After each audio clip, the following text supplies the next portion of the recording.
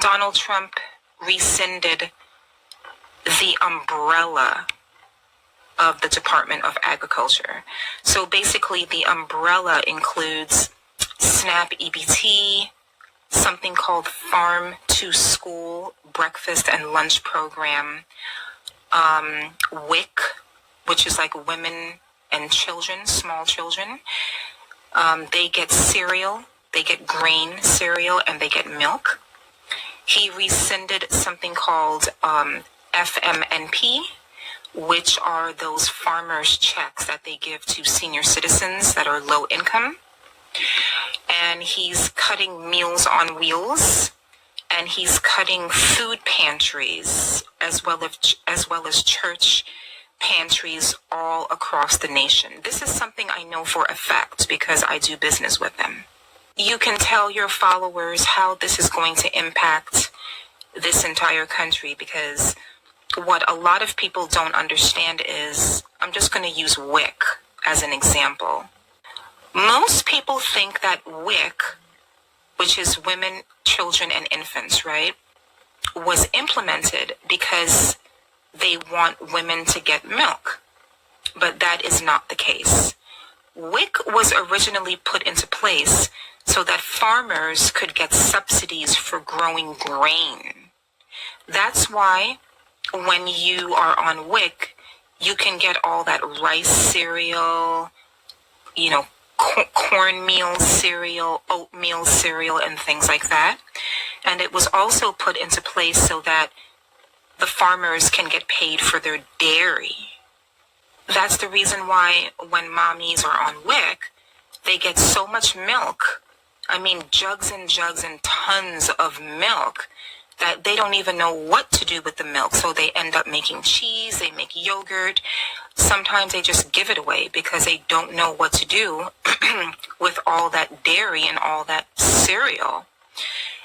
The fact that they're helping single mothers and mothers who are in need is just like gravy.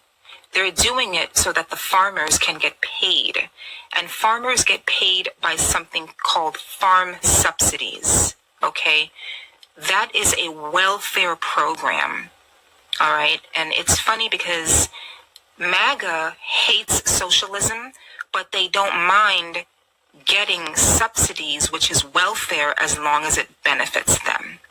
Now, because he cut all of these programs, not only are senior citizens going to suffer, Farm to School is going to suffer because all the funds are frozen. Farmers are not going to be able to grow enough produce to give to those schools, to give to EBT, to give to WIC, because there's no funding for them anymore.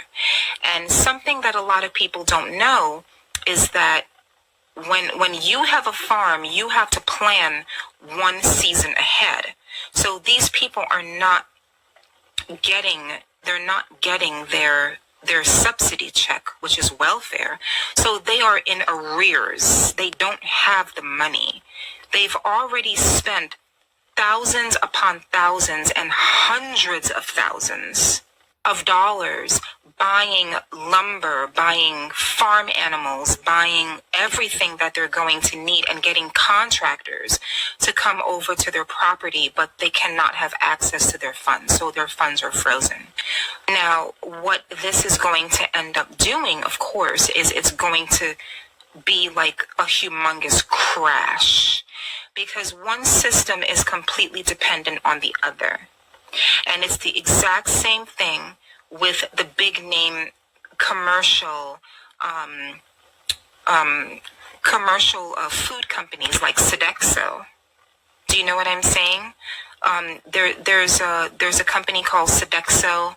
I think they might have been bought out by Cisco. Don't quote me on that. I'm not 100% sure. Sodexo also requires the farmers to work with them. They actually hire farmers to give them food. And this is what people rely on, like in a hospital system. The food comes from these major companies. And when the farmers are not getting their checks and they can't do what they need to do, these other corporations are not going to be able to feed people. So it's going to have a horrendous snowball effect on our society. We are not going to be able to recover from this. So now, here is what the truck drivers are now saying. I don't know anything about truck driving, so I'm just going to give you the simplistic of it. So when a truck driver is called by dispatch to go pick up a load, it's called a load, right? That load has to be weighed, and I think it goes by the ton. I have been told in my private meetings that the loads are getting lighter and lighter and lighter.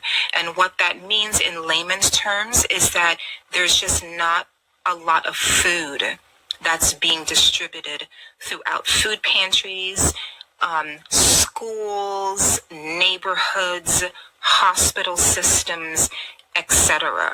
So even the truck drivers are saying that something is definitely wrong because they're not getting a lot of loads.